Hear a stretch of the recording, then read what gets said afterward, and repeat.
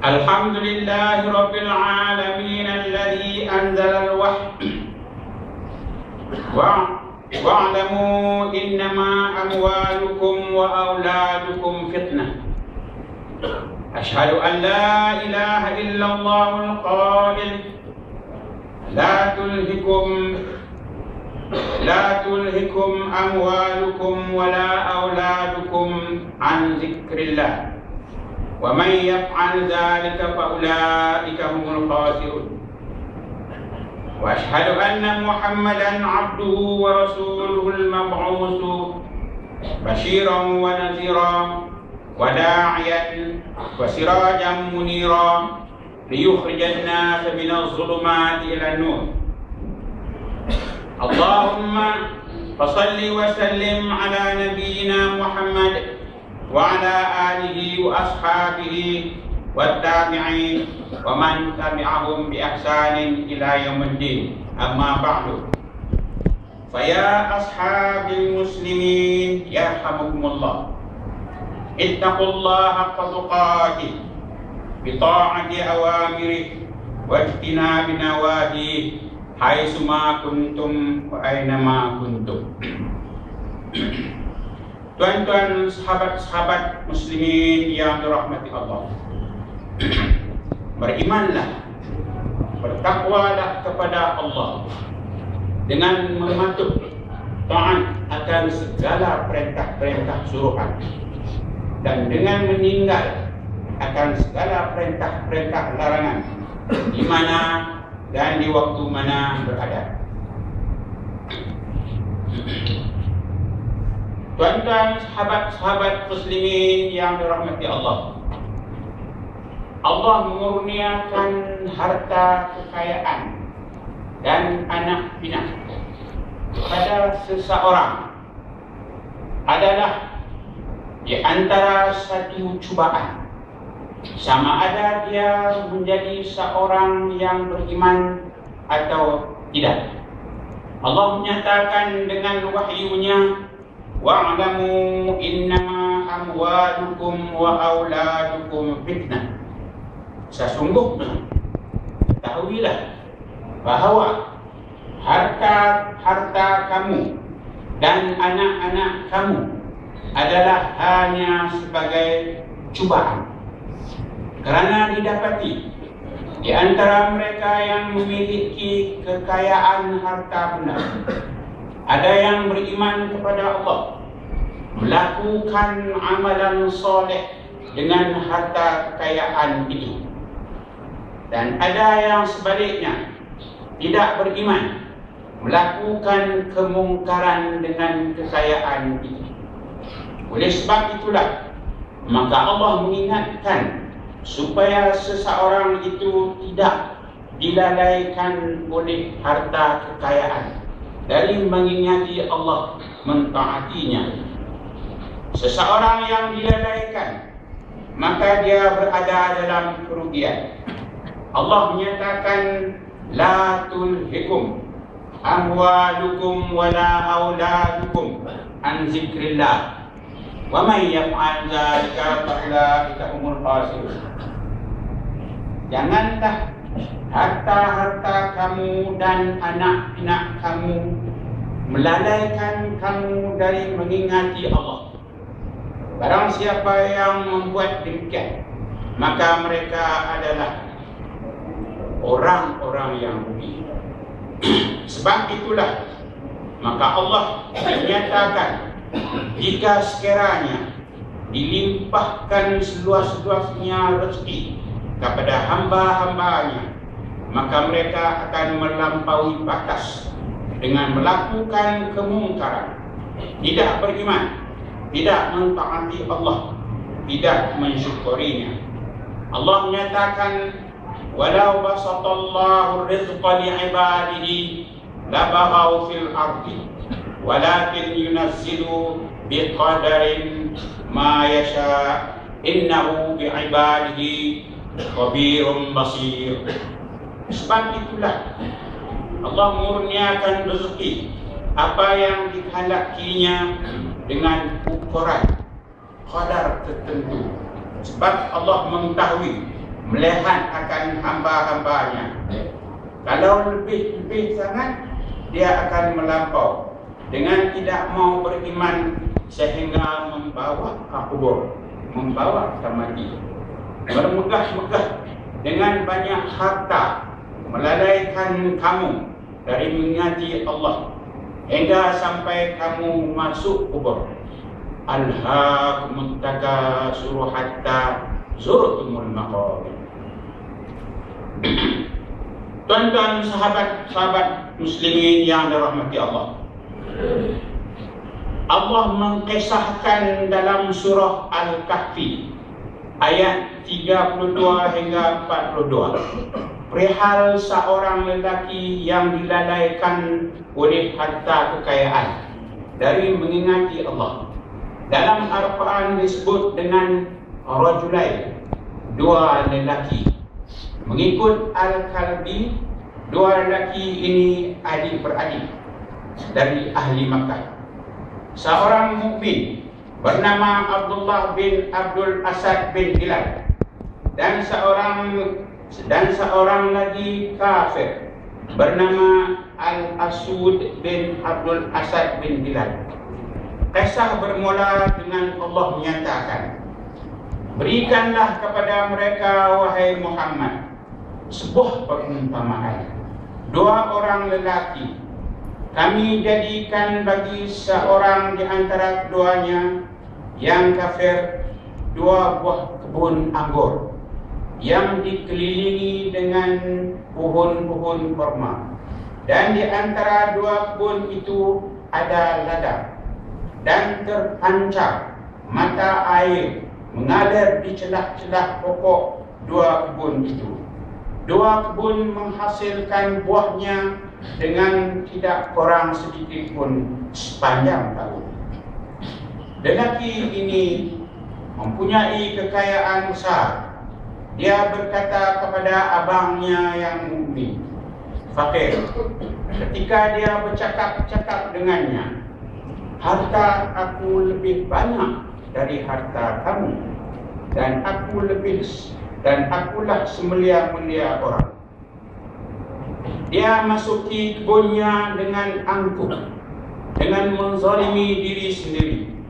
Dengan sombong dia berkata, aku kira kebun ini tidak akan binasa selama-lamanya, dan aku kira kiamat tidak akan berlaku. Dan jika sekiranya aku dikembalikan kepada Tuhanku, pasti aku mendapat tempat kembali yang lebih baik dari kebun-kebun ini. Abangnya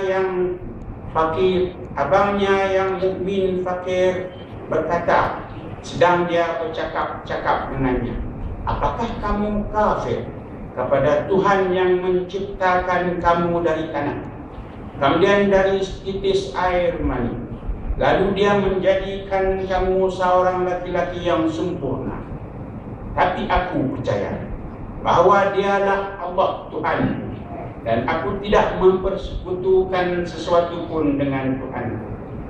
Dan mengapa kamu tidak mengucap tak kala kamu masuk ke kebun kamu dengan berkata, Masya Allah, Masya Allah, la quwwata illa billah. Sekiranya kamu anggap aku lebih sikit harta dari kamu dan keturunan anak pinak, maka mudah-mudahan Tuhanku akan memberi kepada aku kebun yang lebih baik dari kebun kamu ini. Dan mudah-mudahan Allah mengirimkan ketentuan dari langit kepada kebun kamu, hingga kebun ini menjadi tanah yang licin, tidak tumbuhan, atau mata air mengalir menjadi kering, surut ke dalam tanah. Maka sekali-kali kamu tidak dapat menuaikan lagi hasilnya. Dan pada akhir sekali, harta kekayaannya dibinasakan oleh kebakaran hutan.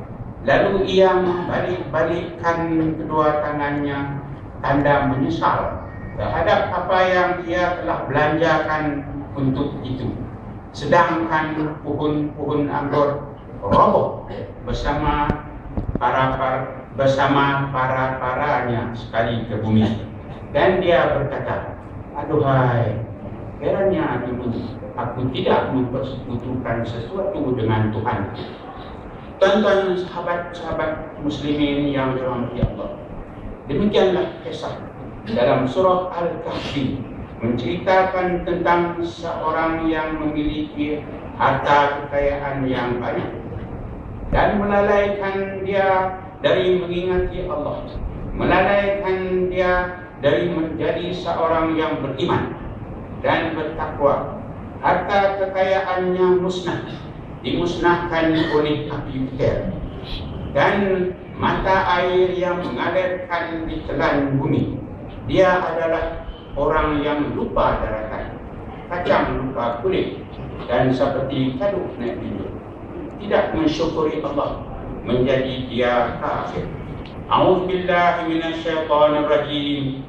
Bismillahirrahmanirrahim. Wal 'ashri innal insana lafi khusr illa alladhina amanu wa 'amilus shalihat wa tawasaw bil haqq wa tawasaw bis sabr. Demi masa sesungguhnya manusia berada dalam kerugian kecuali mereka yang beriman dan beramal soleh dan berpesan-pesan dengan yang hak dan kesabaran. Barakallahu li wa lakum bil Qur'anil Karim wa nafa'ani wa iyyakum bil ayatil hakim wa taqabbala minni wa minkum tilawatahu innahu was-sami'ul 'alim. Aqulu qawli hadha wa astaghfirullah li wa lakum wa liwalidayya wa walidikum wa jami'il muslimin wal muslimat wal mu'minina wal mu'minat fastaghfiruhu innahu huwal ghafurur rahim.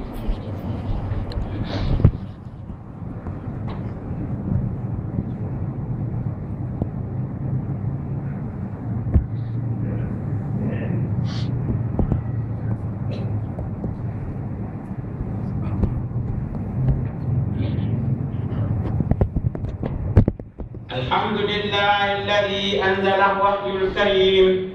Innallaha ya'murukum an tu'addul amanati ila ahliha.